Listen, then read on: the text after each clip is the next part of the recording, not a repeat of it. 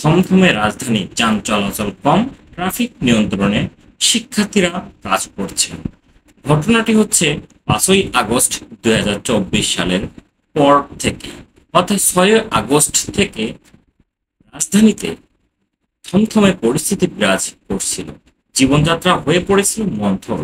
গতকাল 5ই আগস্ট সোমবার ছাত্র জনতার আন্দোলনের মুখে পদত্যাগ করে শেখ হাসিনা ভারতে চলে যাওয়ার পরে রাজধানীতে অগণিত মানুষ রাজপথে নেমে আসেন। আন্দোলনের ফলে বিজয় অর্জনের আনন্দেই তারা উদ্বেলিত ছিলেন। পাশাপাশি গণভবন, আওয়ামী লীগের ধানমন্ডি কার্যালয়ে ও মহানগরীর বিভিন্ন কার্যালয়ে ধানমন্ডি 32 নম্বরের বঙ্গবন্ধু জাদুঘরে হামলা, ভাঙচুর ও অগ্নিসংযোগের ঘটনা ঘটে।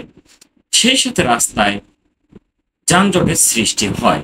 এমতো অবস্থায় ছাত্ররা তাদের ট্রাফিক নিয়ন্ত্রণে রাজপথে থেকে ট্রাফিক নিয়ন্ত্রণে কাজ করে চলেছিল। বিভিন্ন সময় কর্মবিরতি পালন করায় পুলিশ বাহিনীর কোনো সদস্যকে দেখা যায়নি সড়কে। হাতে গোনা কিছু বাস চলাচল করেছে। সিএনজি চালিত অটোরিকশা ও ভাড়ায় চালিত মোটরসাইকেলের সংখ্যাও কম ছিল। দিনের প্রথম ভাগ সড়কে ব্যক্তিগত গাড়ি প্রায় দেখা যায়নি, তবে দুপুরের পর থেকেই বিভিন্ন ধরনের গাড়ি রাজপথে দেখা গিয়েছে। অধিকাংশ গুরুত্বপূর্ণ সড়কের ক্রসিং এ ট্রাফিক পুলিশকে দেখা যায়নি। দেখা গিয়েছে শিক্ষার্থীদের। যানবাহন নিয়ন্ত্রণ করতে দেখা গেছে ছাত্রছাত্রী ও সাধারণ জনগণকে।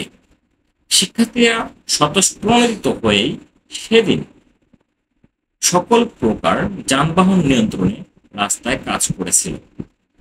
বঙ্গবন্ধুর ছবি নামিয়ে ফেলা হয়েছিল সেদিন বিভিন্ন জায়গা থেকে।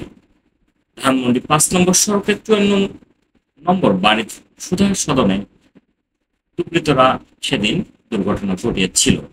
এক কথায় 5ই আগস্ট আওয়ামী লীগ সরকার পতনের পর শেখ হাসিনা পালিয়ে ভারতে আশ্রয় নেওয়ার পর থেকে দেশে এক অরাজকতা সৃষ্টি হয়েছিল।